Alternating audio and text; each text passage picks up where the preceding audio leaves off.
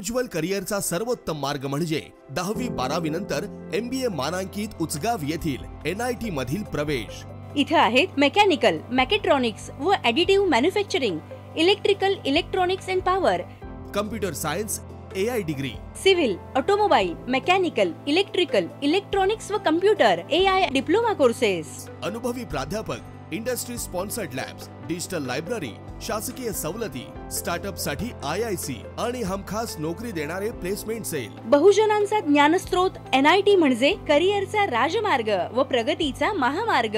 प्रवेशासाठी संपर्क 1800 890 6290।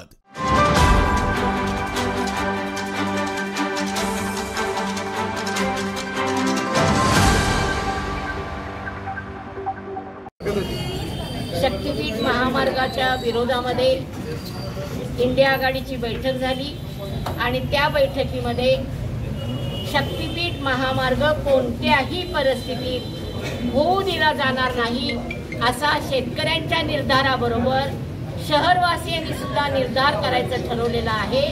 आणि हा विरोध हा कुणाच्या फायद्यासाठी नसून हा विरोध शेतकरी उद्ध्वस्त होत आहे।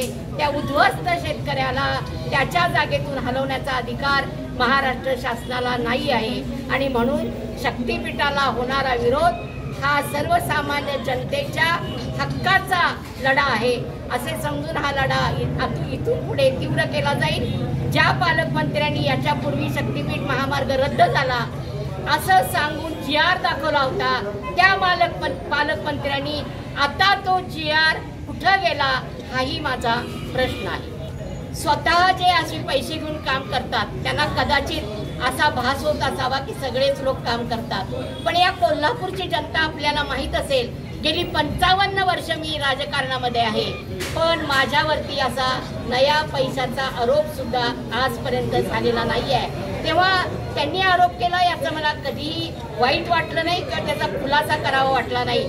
त्यांनी एकच लक्षात गोष्ट ठेवावी, क्षीरसागरांनी ते जेव्हा मागच्या निवडणुकीत पडले त्यावेळेला त्यांची माणसं माझ्या घरात आली होती आणि त्यांनी काय निरोप दिला होता आणि त्यांच्या मुलग्याकडे मी काय निरोप दिलाय याची आठवण करावी। पैशाची बॅग घेऊन त्यांना मी पळतावी थोडी माझ्या घरातच केलेली आहे याची जाणीव सुद्धा त्यांनी ठेवावी।